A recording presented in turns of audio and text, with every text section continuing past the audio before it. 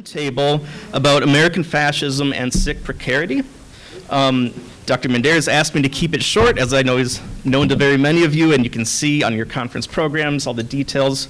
Dr. Arvind-Pal Singh Mandair is Director of Graduate Studies and Professor in the Department of Asian Languages and Cultures and Associate Faculty in American Studies at the University of Michigan.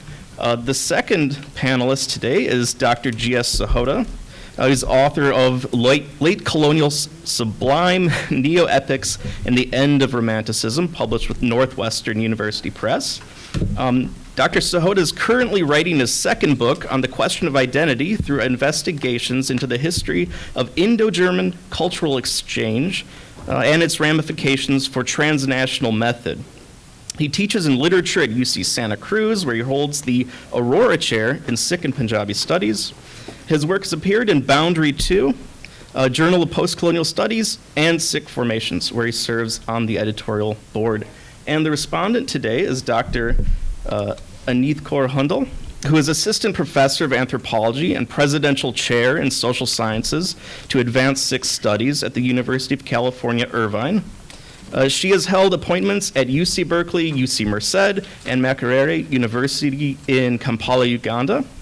In addition to her forthcoming manuscript, Insecurities of Expulsion, Race, Violence, Citizenship, and Afro-Asian Entanglements in Transcontinental Uganda, which is under contract with Duke University Press, she has also published in a wide variety of forums, such as the Los Angeles Review of Books, Africa is a Country, and Al Jazeera. She currently serves as associate editor of the journal Sikh Formations, Religion, Culture, and Theory. Dr. Hundle is also developing two projects at UCI on Sikh feminisms and Sikhism and Sikh Studies and University Studies. Please give a round of applause for our wonderful panel today.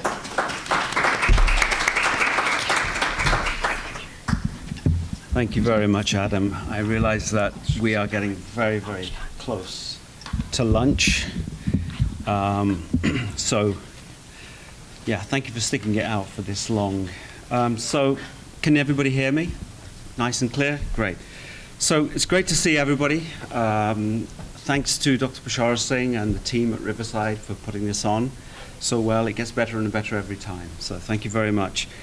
The three of us, Anneeth, myself, and Bali, we're talking about, thinking about some interests that we have in common, particularly pedagogical interests in relation to race, religion, caste, and particularly American fascism. And that's how this kind of conversation started. It was more about sort of pedagogy, etc. And I don't think any of us have formal papers, so we've designed it as more of a conversation between ourselves and hopefully with the audience as well.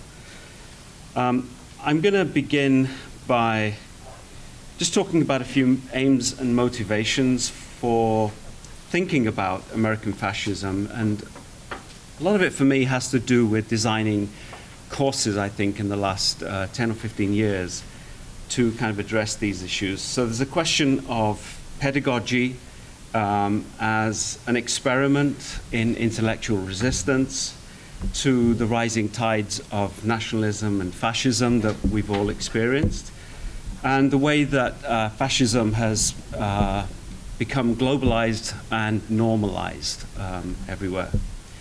A second motivation is to interrogate the nature of this fascism and to actually do it not only through research, but also through teaching, through pedagogy, which is, I think, is a very powerful space where we can kind of interrogate this stuff. So my research is on Sikh philosophy at the moment and on various other topics, but it does intersect, and it has intersected through my work on sort of post-coloniality with race, questions of religion, etc.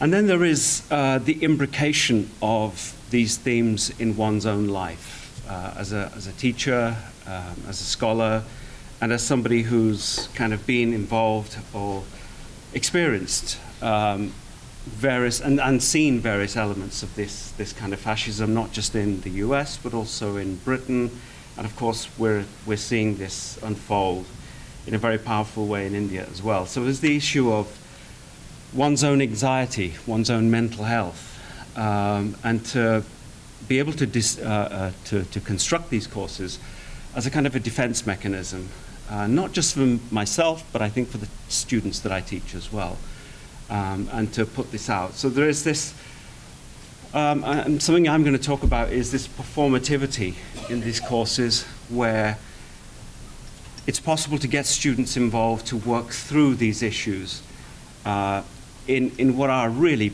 important spaces, I think. And you know, the whole setting of a liberal arts college, a liberal arts university, is a perfect setting to do this.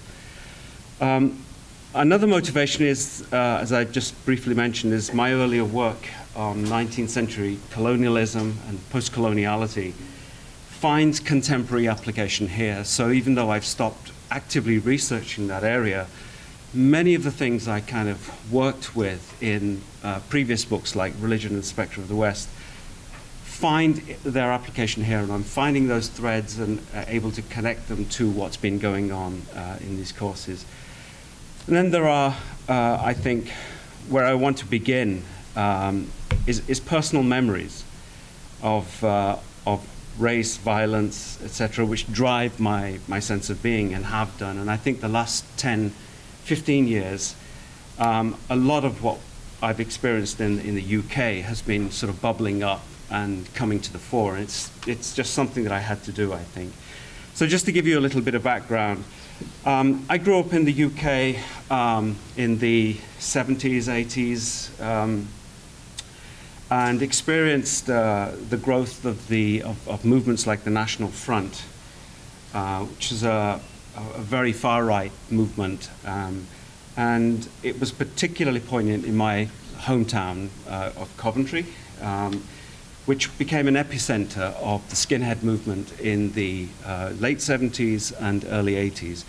And Coventry, because it was the center of the car industry imploded in 79 through to 83, and there were just masses of young people and older people unemployed. And I wrote some blogs on this some time ago, and I had some images of what became very normal for the kind of landscape of Coventry youth at that time. Was seeing skinheads doing Nazi salutes all the time. It's very, very common. You saw that in the town centres, whenever you kind of passed by large groups of sort of white youth in pub, etc. And those kind of things stick with you. So there's the National Front. We saw the National Front morph into another organisation. Once the Tories came into power, the National Front faded away, turned into something called the BNP, or the British National Party. And in the era of Brexit, the BNP imploded and gave rise to the English Defence League, or the EDL. So there's an interesting kind of movement there, lots of memories of particularly the National Front and the BNP. Then there is 1984. So what I'm doing is just chalking out a few key markers for me in this period of time. There's the 1984 experience, where Sikhs then become victims. Just as we're kind of getting used to the racial violence in Coventry and in other parts of the UK, where Sikhs are now victims, perpetrators, and there is also an element of a Sikh fascism there as well, which I don't talk about here, but there is, we'll talk about elsewhere. I've talked about my sort of research in the colonial period, and I trained initially, when I started to retrain in the humanities, in critical race theory. My parents, particularly my father, had been involved in the Indian Workers' Association movements against racism. 5 minutes? Oh, damn. I'm okay, I'm going to move, but I have some important things to say, so just give me a little bit of leeway. As a result, I also came to New York during 9/11 and experienced the whole thing in the first week of 9/11. And it was a result of that I decided to construct courses in violence, which became a kind of a center point for me. So my work on Sikhism was kind of funneled through those courses. experienced the Oak Creek thing from afar in a neighboring state in 2012, which was a real wake-up call for all of us. 2014 comes Modi and the complete change of mood in India, and then of course 2016 in Trump. Bringing a lot of this stuff into courses on Sikhism just doesn't cut it in some ways, so I decided to work on courses that specifically looked at this phenomenon. And one of them, the earlier violence courses morphed into this course, which I teach regularly now. It's called Race, Religion and Caste in India and the USA. And there are 4 parts to this course. Actually, because of the time factor, I'm not going to go into this in much detail, but the 4 main parts, firstly, are, I focused on ideologies of race. The second of race, caste, and religion. And that actually is what I wanted to kind of talk about in a minute, which really teases out the whole relationship between Christian supremacy, white supremacy, its relation ideologically to caste, and to various other things. Part 2 looks at Indian Dalits and African Americans, and there's a sort of a case study there that we look at for 2 or 3 weeks, where we're bringing in the earlier work from the first 4 weeks into these next 2 periods. And then part 3 is looking at vulnerable minorities, the racial, religious, caste profiling, hate crimes, etc. So instead of just focusing on one of these issues, I really make this into an all-encompassing thing, but I wanted to do it this way so that students have some kind of an engine, a hold on the understanding of fascism, the way it relates to them subjectively and objectively as well. So the issues for me, the key issue that I want to talk about are pedagogical challenges, and there are 2 for me. How does one discuss fascism given, first of all, the political climate in the US, and that I'm teaching in a Midwestern university? Secondly, looking at student demographics. Most of the students in this course are, for the last time, I think I've taught it 8 times now, and the demographics always come out at 50% white Midwestern students, and then 50% those from South Asian background, but primarily Indian. So people are really interested in this. And just to say that I've taken this course from doing it for 15 students about 10, 12 years ago, to what I'll be doing in fall for about 100 students. So it's really grown. The number of credits has grown as well. But the challenges have grown as well, because you've got to deal with large classes where something can go very, very wrong when you're talking about these things, and they're quite incendiary in some ways. The other challenge discussing fascism is how not to threaten students, how not to threaten their sense of selfhood while engaging deeply critical issues. And of course there is the question of Sikhism there, so where does Sikhism come in? What I've deliberately done is made Sikhism pretty light in terms of the readings here. Much of that goes into my Sikh diaspora courses, where we look at it in detail in terms of the profiling of Sikhs, etc., the post-9/11 experience. I do, however, culminate this course in a project on Sikhism. But primarily it's because I use myself as a performative factor, my own sort of visible presence. I keep the narrative relatively light. It interjects in relation to the main readings that we're doing, so that students don't have a kind of a top-heavy understanding of Sikhism either, that they're forced to come back and question and think about it.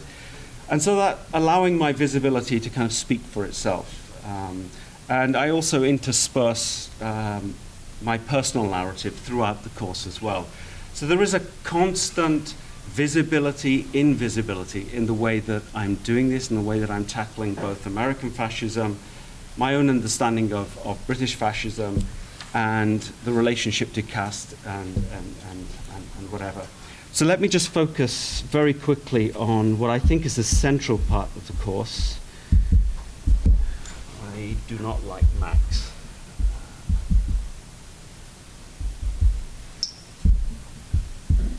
Jasbir, you might have to help me out here because it's not. He's better than me. I'll probably make it worse.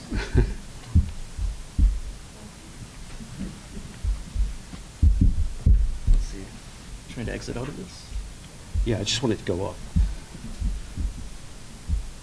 Oh, I see. Take me right to the top if you could. An apple, right? Yeah. You should. Yeah, it should work where you can just drag the stone. Arvind, why don't you, oh, I was going to say. There we go. Finish talking because Not the we want to fastest. hear you. Yeah, just wanted you to see this briefly. So what I do in the main part of the course, which is, I'm just going to highlight it here, just a little bit up, if you could, Okay. to where it says part one. Take it up. So what I do this as a kind of a philosophical, theoretical, and theological exploration of race, religion, caste, and liberalism. Looking primarily at questions of sovereignty and supremacy as the kind of through line.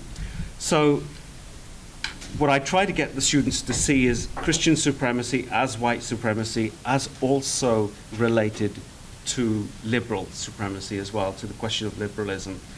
So the through line connecting racial, religious, and casteist supremacy is constructed intellectually and politically through the discourses of liberal sovereignty.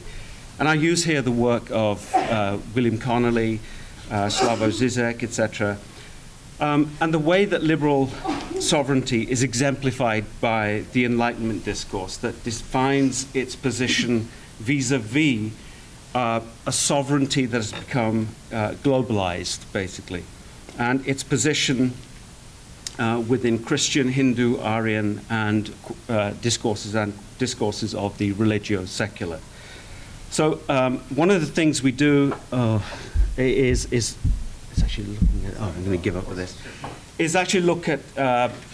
In the first 4 weeks, I really get students to look at Kant, Hegel, Locke, Hume, in relation to questions of white supremacy, Christian theology, etc., to look at the way that they created a comparative grid of global power.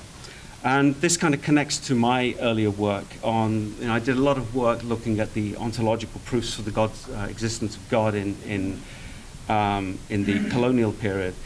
The relationship of those to questions of reason and racial dynamic, and then bring those all together into a critique of liberalism as well, because without looking at all of these together, students just get a very sort of lopsided picture. So for students, what they end up getting out of this is that they're taught to identify a particular technology very early on in the course. And once they identify the machinery, then they're able also to disidentify within those first 4 weeks. And that's crucial. And I've actually seen that happen just about every time I teach that course. And initially, it wasn't sort of constructed to actually perform this at all. But it's interesting. It just happens every time. And as well as disidentifying, they're also able to make alternative political, theoretical, theological connections. And this results in thinking about contemporary politics beyond left and right and bringing on all sorts of other stuff as well.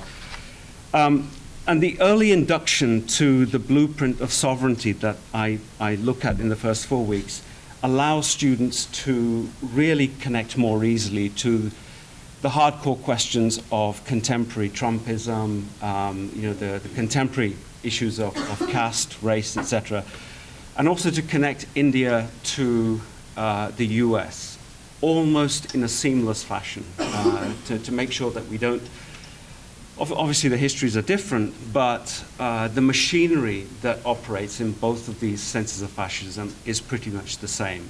And of course, we look at the nuances of the differences in between, but the similarities and the technology that keeps them together, and by technology, I'm talking about this comparative grid that's working, and how it sort of works at the subjective level. That is spectacularly similar in both cases. And once students understand that, it's just downhill from there on. it's very, very easy to kind of talk about these issues. Anyway, I'm done. I thought I had 20 minutes, but I've done it in 10. Okay, thank you.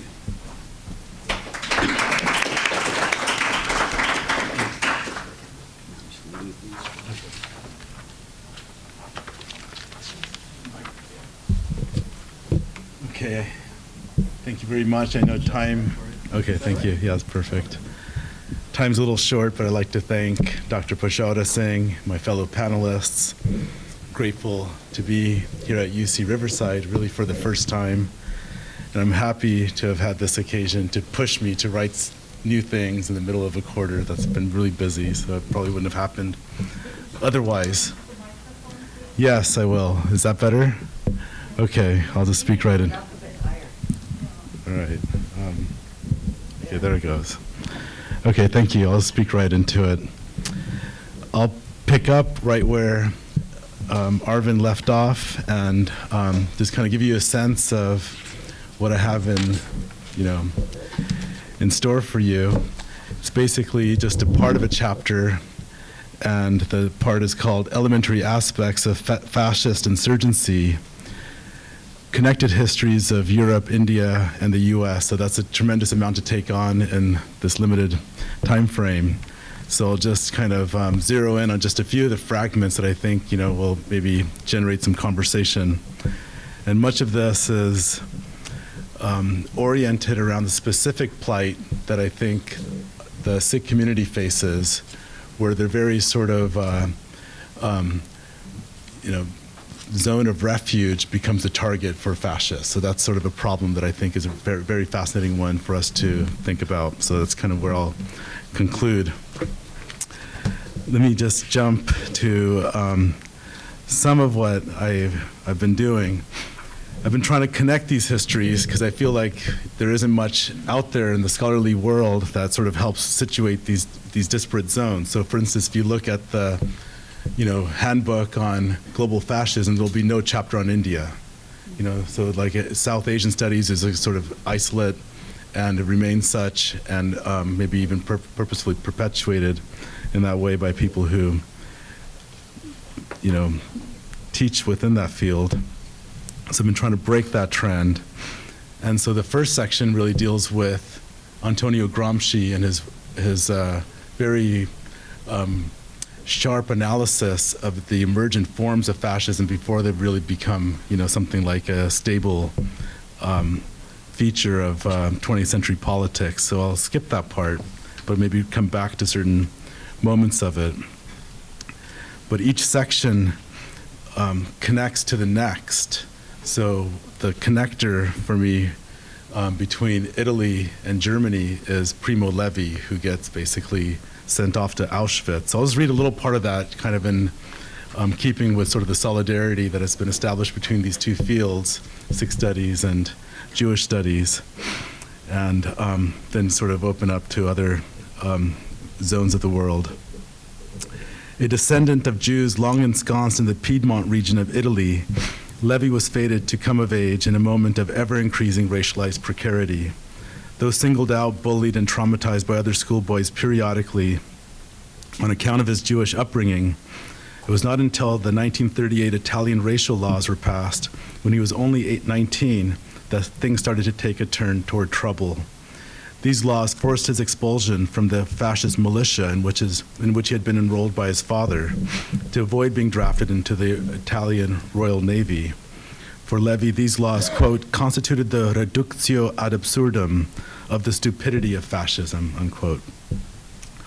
Once these were implemented, Jews lost basic civil rights like enrolling in public schools, holding public office, or publishing freely. Luckily, Levi was already enrolled and avidly studying chemistry at the University of Turin, from which he graduated cum laude with a diploma that noted he was of the Jewish race, quote unquote. By then, Hitler and Mussolini had signed the 1939 Pact of Steel that formalized the Rome-Berlin Axis Agreement of 1936. Hitler was already prophesying, quote, the annihilation of the Jewish race in Europe, unquote, and drafting plans for the final solution, the genocidal plan against the Jewish people as such.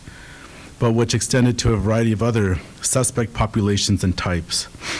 Part and parcel of the Nazi plan was putting pressure on other Axis powers and even neutral countries to deport their Jewish populations into the concentration camps where they were to be systematically exterminated. The German takeover of the fascist forces and the establishment of a puppet regime in Salo in late 1943 spelled the end of protection and impending doom for the 43,000 Jews in Italy, 34,000 of whom now fell under the German zone. One of these was Levi, who was already a member of the clandestine Action Party. Like many others who were driven toward partisan groups in the wake of German occupation, he fled to the Alps where he joined the resistance and was captured by a fascist militia. They, quote, broke into our refuge in a spectral snowy dawn, Levi recalls, and if this is a man, se questo è un uomo, and, quote, took me down to the valley as a suspicious person, unquote. Before long, he was stuck on a train bound for Auschwitz, where he survived 11 months of internment, thanks, not yet internet, internment, thanks in part to the training in chemistry and basic knowledge of German, so that's what kind of got him through. Levi's accounts and reflections of his experience in Auschwitz are harrowing, not least for their quasi-absent or seemingly expired subjectivity that he brings to the extremity of the event he witnessed. This subjectivity, he avers, is an effect of the absolute grotesqueness of his surroundings as, quote, for months, I had not known pain, joy, or fear, except in that detached and distant manner which is characteristic of the lager, meaning the concentration camp, and which might be described as conditional, unquote. The wide historical intermediation of the bare-bones reduction of his subjectivity under the brutal scarcity imposed by the lager, on the one hand, and the scientific method he had acquired as a student of chemistry, and which abetted his survival in Auschwitz, on the other, is a matter that must be dealt with on another occasion. So these two things came together, the training in science and sort of the reduction of his subjectivity under these harsh conditions. Yet the two combine under the auspices of Levi's radical will to give expression to, as he describes it, an impertinent yet constant companion at his side in moments of respite from enforced labor, quote, the pain of remembering the old fierce anguish of feeling myself a man again, which attacks me like a dog, the moment my consciousness comes out of the dark, unquote. This substratum of human-animal subjectivity to which Levi's prose alights us has the analytical capacity to distill the fundamental social elements and logic undergirding the concentration camp. Like the chemist before his materials, Levi's prose affords a powerful capacity to weigh, measure, and break compounds down into basic elements and then to reconfigure these within the wider socio-historical situation in which he finds himself. In this connection, he reflects back several years later in The Drowned and the Saved that, quote, during the last years of the war in particular, the lagers constituted a system that was widespread, complex, and deeply ingrained in the daily life of the country. So basically the lager is a sort of, microcosm of Germany under the Nazis. The lager thus becomes in his writing a defining nodal point for Nazi society as a whole, one that concentrates to the breaking point the fundamental elements of German fascism as an expression of a peculiar social logic of capitalist development. So I won't go further into that, just wanted to kind of give you a little fragment of this chapter around Levi as a moment where the sort of logics of capitalism and fascism can join. And this is something that is taken up by Moïse Postone in greater detail, so I move in that direction. But we know that the story doesn't end there. And what we find is around the same time, there's an Indian connection that starts to form, and the RSS will send deputies to Mussolini's Italy to train, figures in sort of military buildup. And Savarkar ends up, in the Nazi press and is sort of vouched for as sort of their man in India. So these two things sort of connect around that same time when Levi is in Auschwitz. And so I'll just say a few things about what the Indian situation presents us and what sorts of challenges come with it. And I would say that it's there's a kind of connection as well with the valorization and huge sort of fixation on Mazzini, Giuseppe Mazzini, right, who has a major reception in India in the late 19th and early 20th century. And you might sort of wonder why. And it seems as if the significance is that a kind of irrational exuberance seems to be the solution that can, help sort of unite the right within India. And so I won't go into this in much detail as time is short, but you can imagine that one way that the right sort of operates in the South Asian context is by attacking reason. And you find this most, I think, dramatically conveyed to us in the documentaries of Anand Patwardhan. One is called Vivek, right, about sort of, what is the attack on reason. And also documentaries such as The Boys in the Branch and The Men on the Tree, which really try to sort of galvanize and contain some possibilities by bringing the youth into the sort of paramilitary context, just as a kind of notion, just as a feeling of enemy starts to settle in. So they're sort of no longer contained or sort of, at home within their communities, within their families, but there's no other sort of thing to, fall back on. So this is a point where a moment of opportunity for the right to sort of basically gain numbers. And so I'll shift really quickly to the US section, and all I did was just sort of lay out some basic points. And here, of course, Trump and the Republican Party in its current state is of huge concern.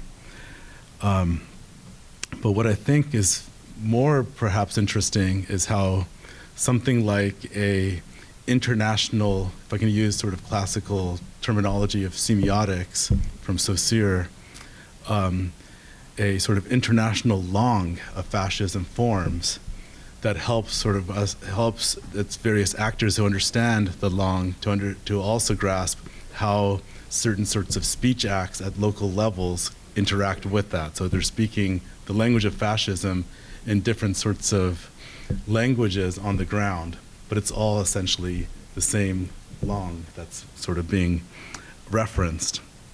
So this has been, the point that I try to convey. And I'll just run down just a few points and then rush back to my chair and let the next person take over. So of course there are major demographic shifts that make the situation especially acute and tension-ridden.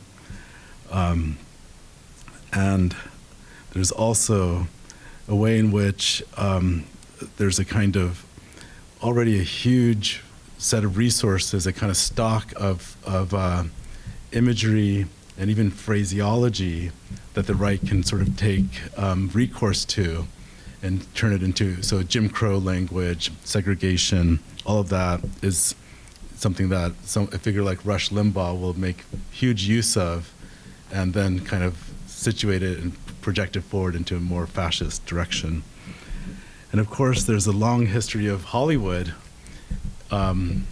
working in tandem with some of these movements.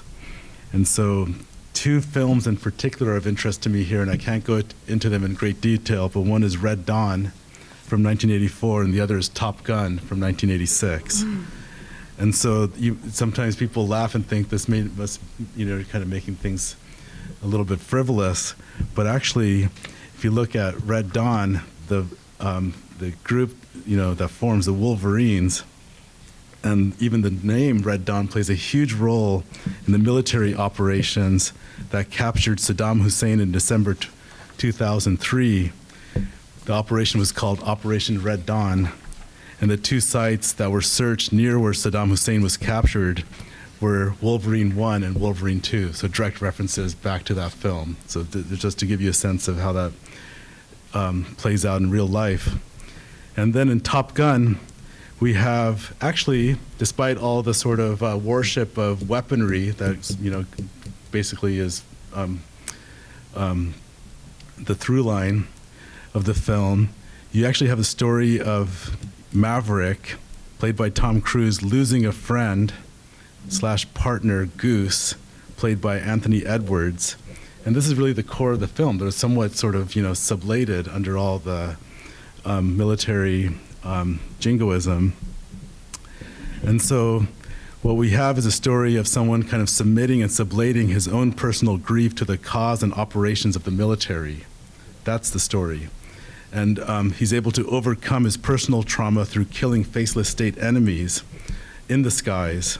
And there's a constant sense that this is what will ultimately bring him out of that sense of trauma. So we get a kind of understanding of how the gun then works in American society. This is all organized, of course, under the symbol of the gun, Top Gun.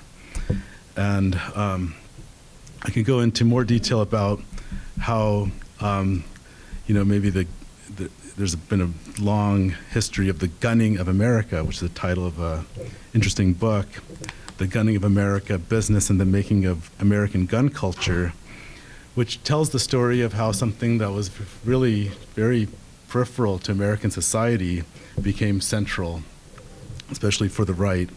And this involves Winchester, which was originally a shirt factory and took up the production of guns primarily to supply the government. This is way back in the mid-19th century, and then was producing guns as luxury goods, but after seeing that only had a limited market, started to sort of exploit the stories of and kind of symbols of individualism, cowboys and the frontier, to sell gun to the masses, inviting the public to identify the gun with such symbols and values. So this is the core to this transition that's taking place.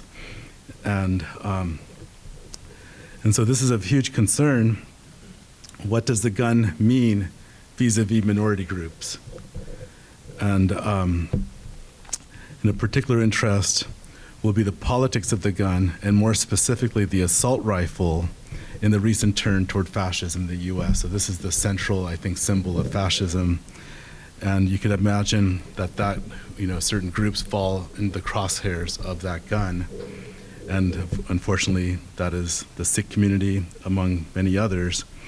And so this is where the very problem of finding a refuge is also becomes something like, for the wielder of the gun, finding the target. These two things start to combine. And so that's a problem that I think we have to face as a community, how to maybe work through that contradiction. I have a whole bunch of other things to mention, but I think since I've sort of come to the key point, I'll just leave it there and maybe bring some of this in later. Okay, thank you.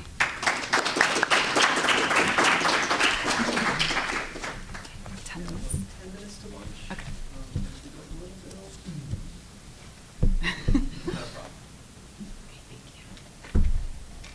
Okay, thank you everyone. Good afternoon, and I want to thank Professor Jasbir Singh and Gurbax and Adam and the whole staff, and it's wonderful to see everyone and be part of this conversation.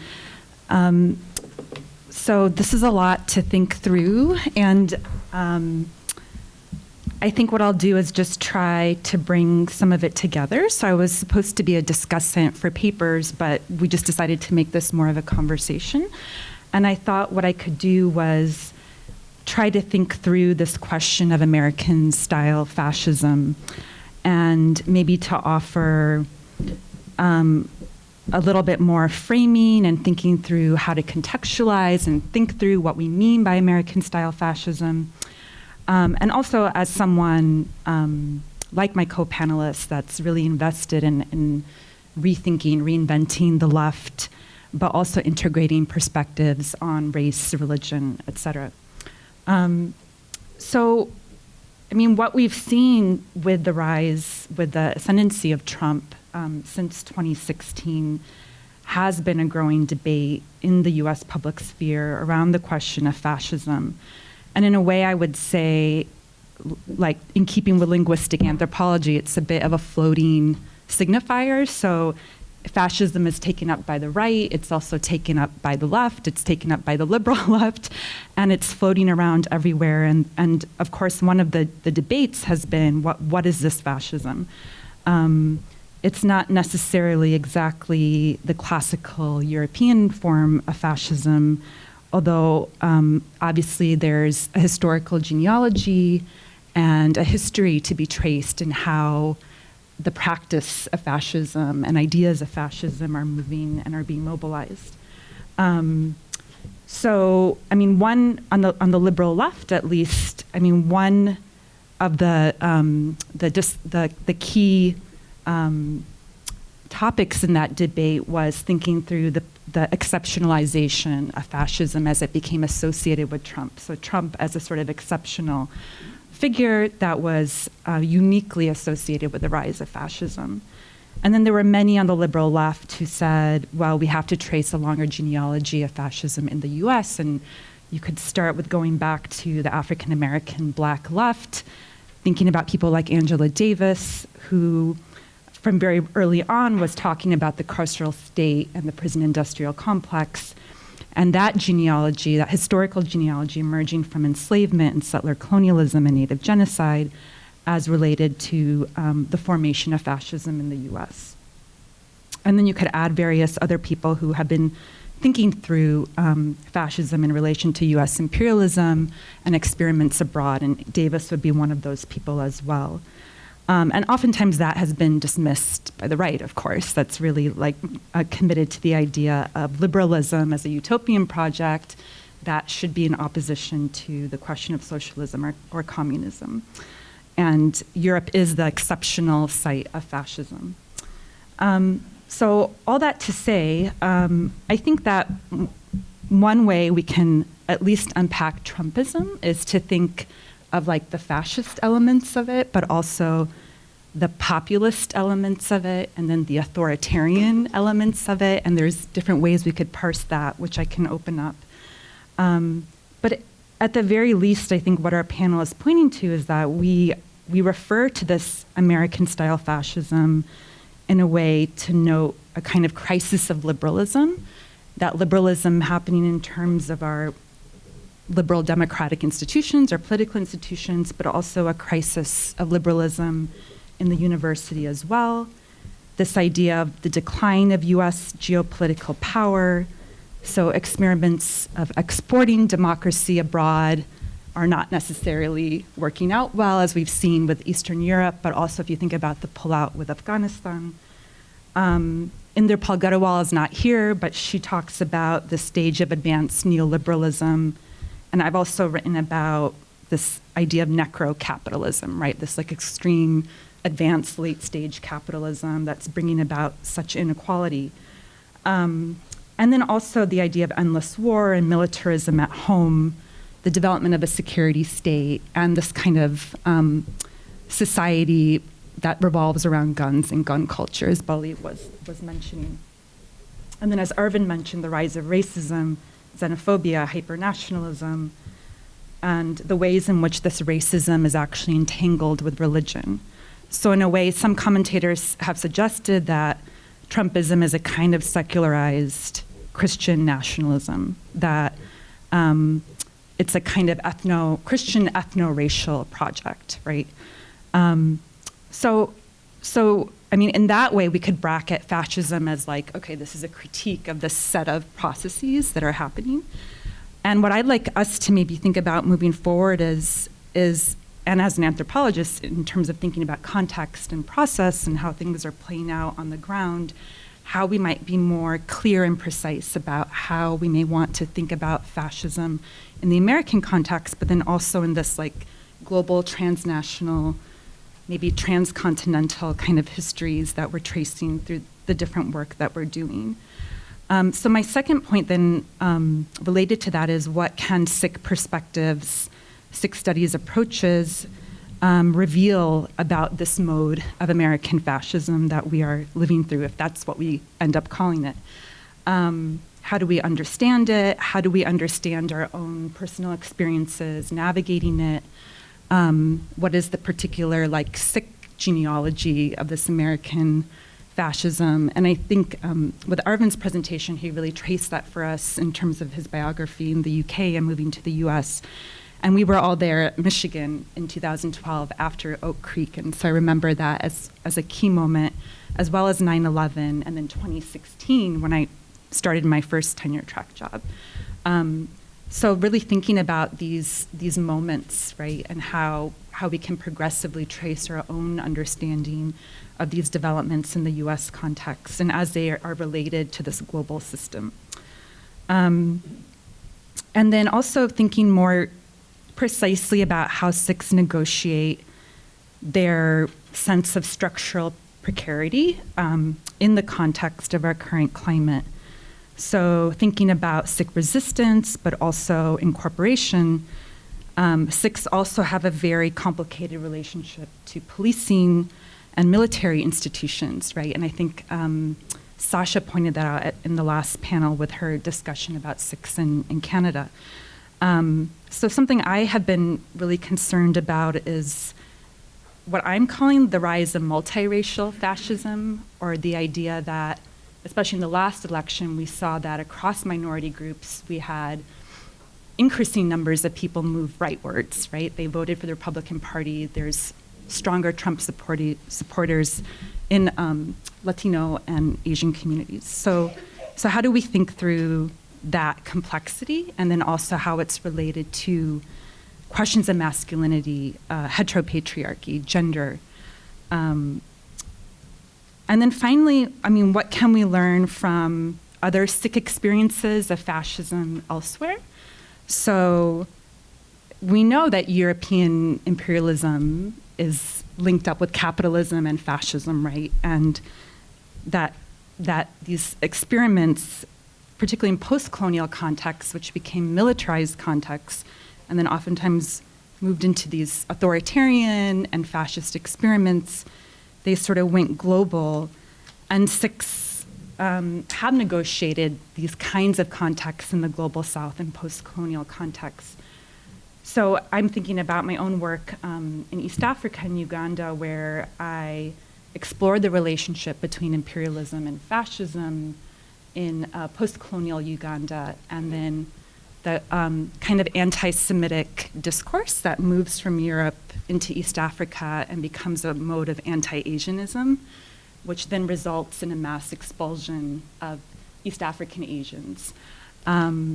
So what if we keep expanding sort of the geography that we look at in terms of understanding fascism? And then my final point is, Arvind's course on race, religion, caste, I teach a version of that at UCI for my grad students, and I've also found it really useful in terms of weaving in Sikh studies issues, and as a mode of therapy for everyone, of course. But something that is happening at UCI is it's the center of, we have a strong African American studies department, and a lot of the leading scholars are proponents of the theory of Afro-pessimism, where they're really exploring the question of anti-Blackness in the US. And so a lot of my South Asian students are very interested in trying to figure out how do they think about South Asian sources of anti-Black racism and anti-Blackness. And really thinking through race, religion, and caste allows us to do that, especially if we kind of also position Africa in relation to India and the US. And so I've kind of broadened out the race, religion, caste class to where we're exploring a broader geography and kind of mapping what the relationship is between South Asian and African diasporas also in the US, and how people are contending with multiple forms of xenophobia and racism, but also leaving in some way some space for thinking about solidarities as well. So I'll just end that there. I think we have a lot that we can talk about. Thank you.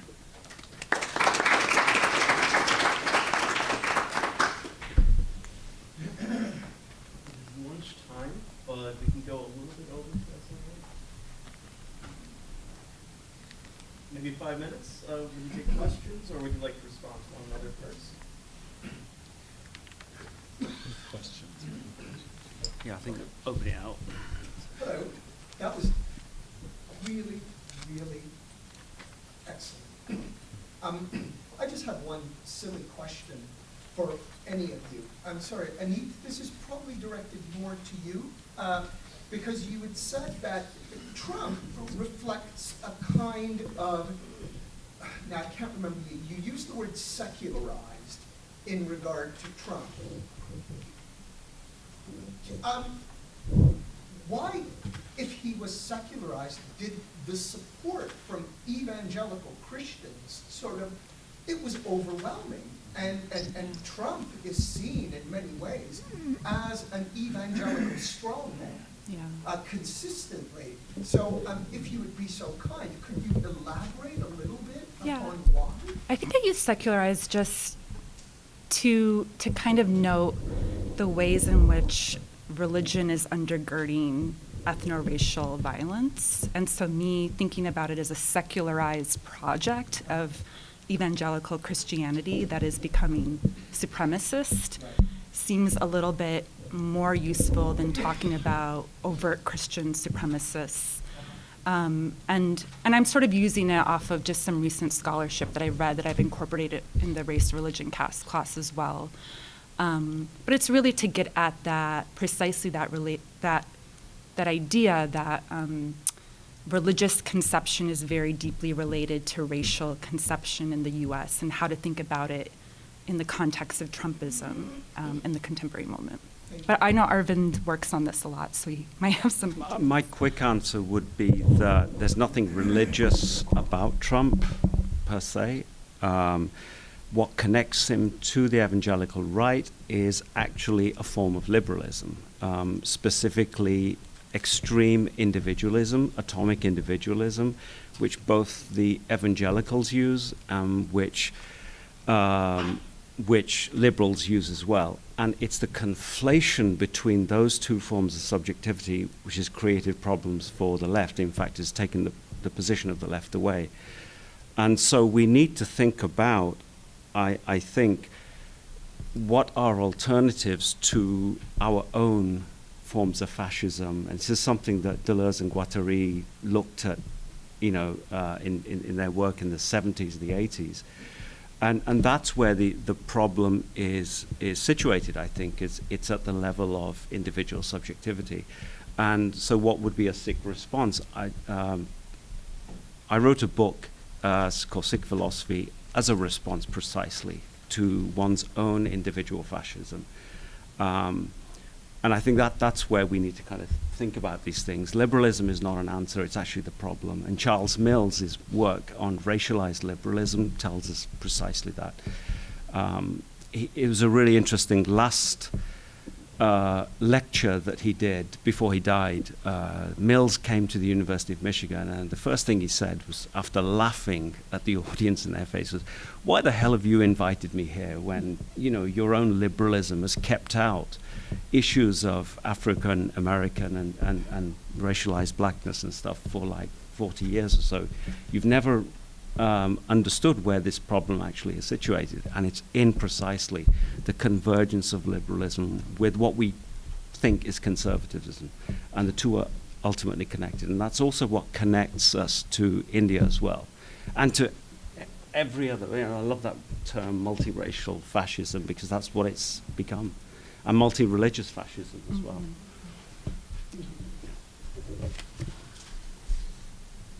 Another hand?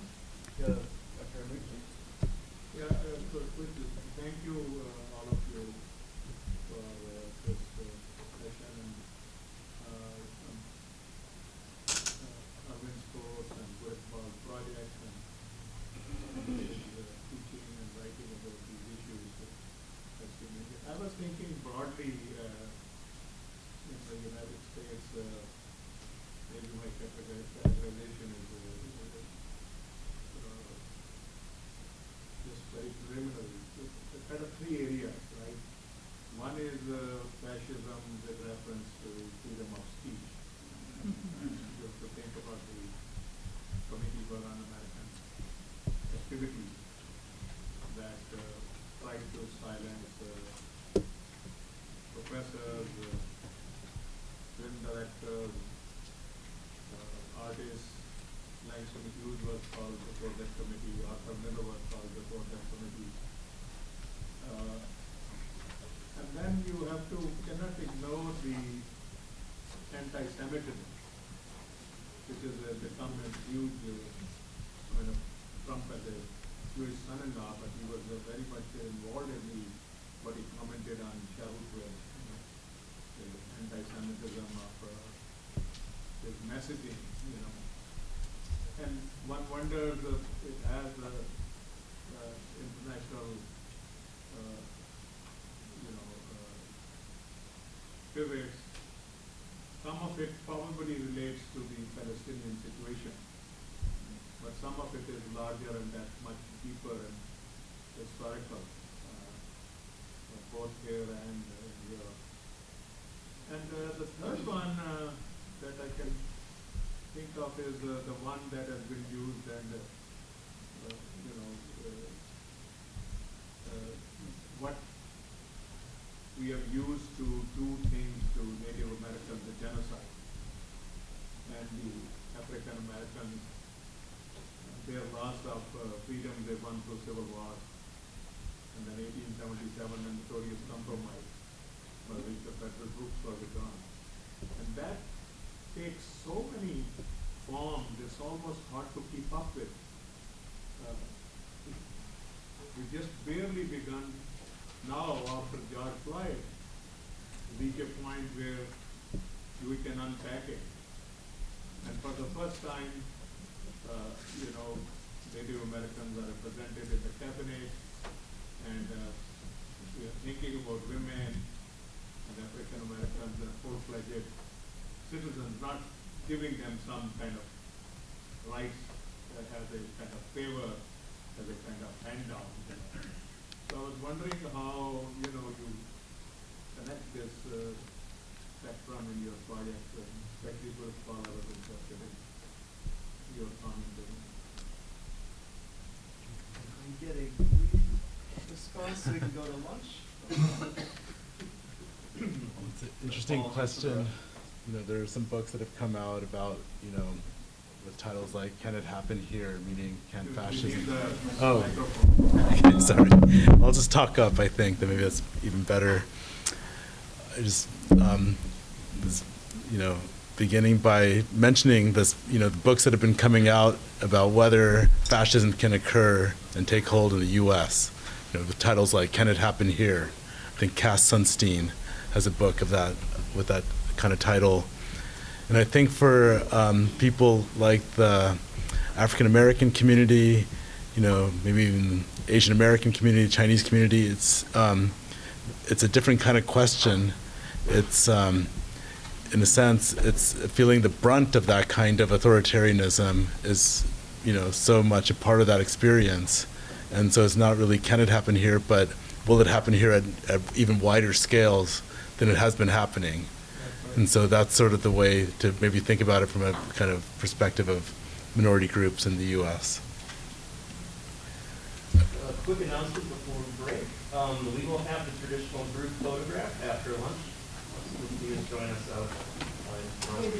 After lunch or right now? After lunch? After lunch? Yeah, Perfect. you want right now? No, after lunch is better, because then I can see how the light is. Okay. Perfect. Yep. Please join us for that. Thank you, everybody. Thank you.